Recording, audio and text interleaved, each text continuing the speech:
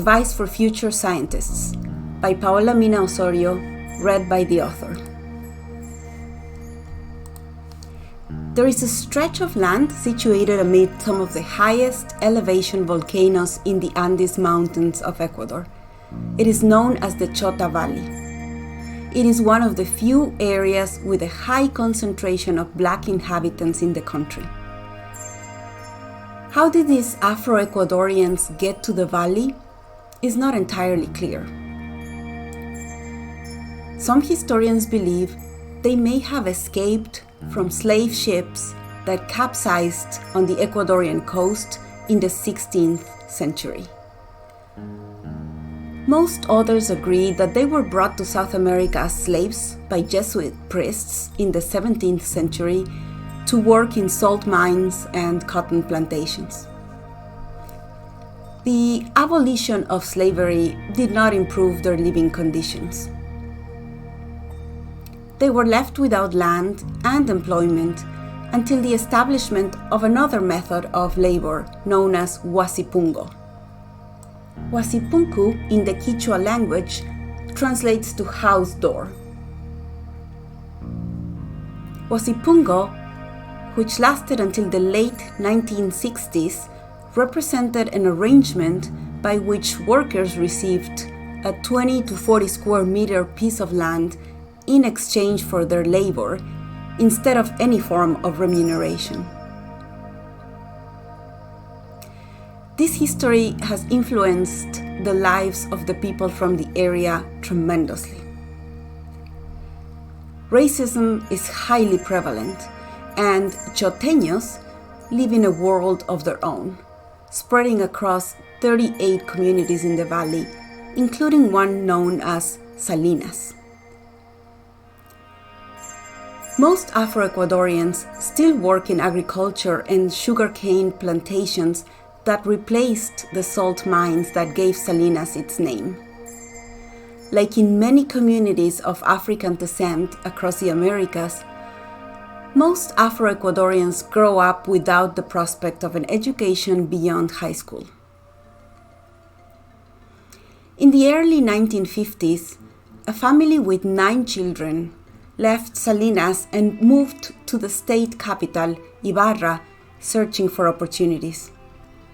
That family's name was Mina, Spanish for mine, a common name given to slaves working in salt mines, whose African names were difficult to pronounce.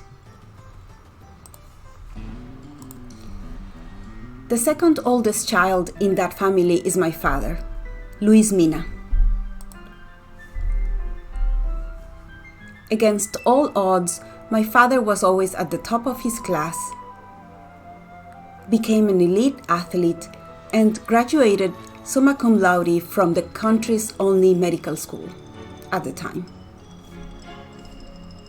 It is not only his graduation, despite his origins, that is remarkable, but the sacrifices he had to endure.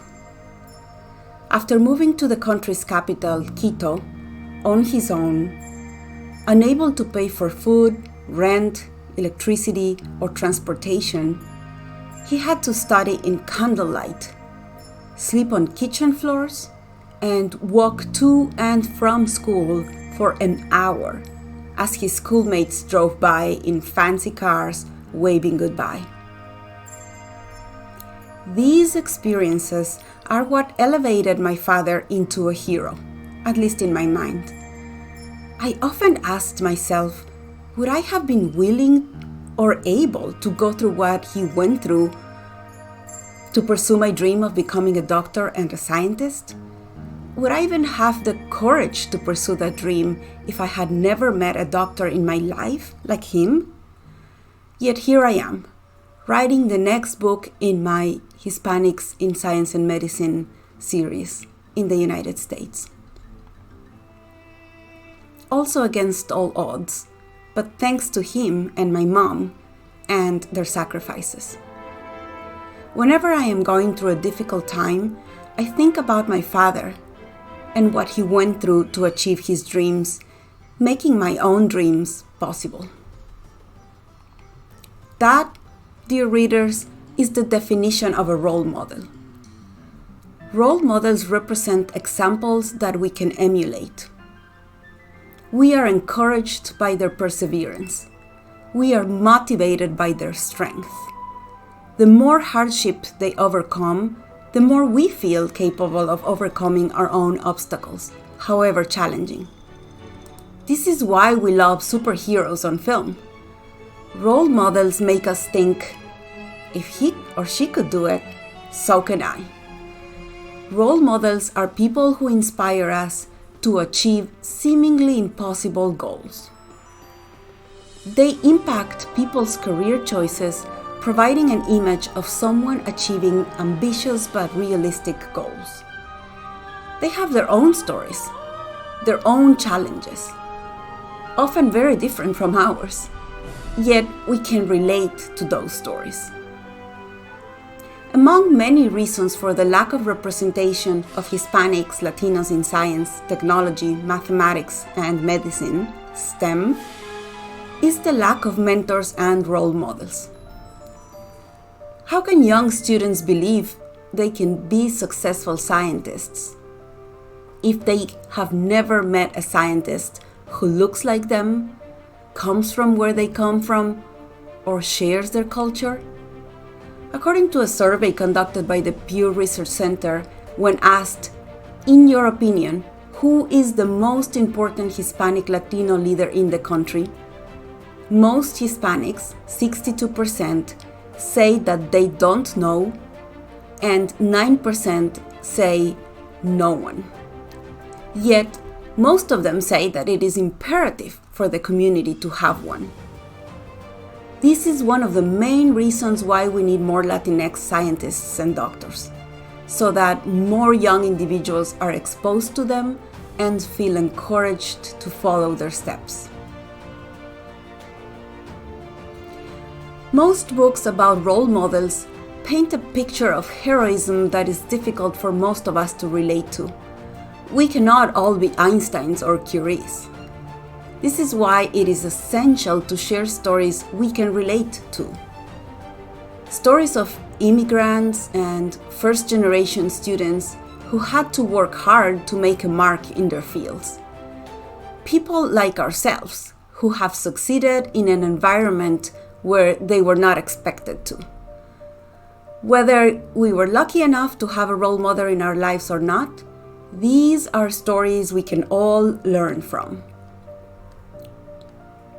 My book, Un Doctor, Por Favor, included stories of several remarkable Hispanic Latino physicians who have dedicated their lives to patient care in areas like pediatrics, surgery, pulmonology, and internal medicine. Role models who have not only succeeded professionally, but who are committed to the cause of reducing disparities in Latinx education and healthcare. In this new book, I wanted to share current, relatable stories of Hispanic Latino scientists and the lessons learned throughout their journey in basic research. Some of them were born in the US to immigrant parents. Some others, like me, immigrated themselves. They are biologists, biophysicists, neuroscientists, chemists, drug developers, market researchers. To those students who don't know anyone who can serve as their role model, may these stories in this book serve that purpose precisely. I hope you see yourself in at least one of these successful scientists and be reminded that even though we all doubt ourselves at some point, we are all equally capable of achieving whatever our minds dream of. One more thing I learned from my dad is his passion for understanding human behavior. His collection of hundreds of psychology books is precious. He read every morning trying to figure out how to help his patients at a time when mental health issues were even more taboo than they are today. And access to mental health care was even more difficult. My personal interest is in the science of motivation and achievement. How, I wonder, Did people like him or other prominent figures such as José Celso Barbosa, Severo Ochoa, or Sonia Sotomayor find the strength to pursue their dreams despite the difficulties? What makes them different from other people, and what can we all learn from them? The science of peak performance has fascinated many people for centuries, and over the years we have learned a lot that is worth sharing, as it can help us all achieve our own goals. For example, we have learned that grit and practice are more important than talent. Yes, you read correctly. Passion and perseverance are more important. All those quotes from successful people that I often share in my social media posts at Un Doctor Por Favor are not just beautiful words. They are more meaningful than you think. Most people who achieve seemingly impossible goals are not necessarily smarter or more talented than you and me. Although talent is important, they are grittier. Grit is a skill that we can all develop. As I go through the stories of these remarkable Hispanic Latino scientists, I will use their stories as examples of 9 lessons that experts in the science of motivation and performance have taught us. These lessons correspond to practical approaches to finding our passion, becoming grittier, learning to believe in ourselves, defeating the imposter syndrome, and living happier, more fulfilling lives and careers. I encourage you to read their books and scientific publications describing results from years of academic research. If you feel inspired, please share these stories with others. Let's create a community of Hispanic Latinos interested in medicine and science, characterized by mutual respect and unconditional support. Whether you identify yourself as white, black, brown, Latino, Latina, Hispanic, Latinx, Indigenous, or Dreamer, we must focus on what unites us and learn from each other, lift each other, and build a stronger community to end the disparities. Let's be change agents.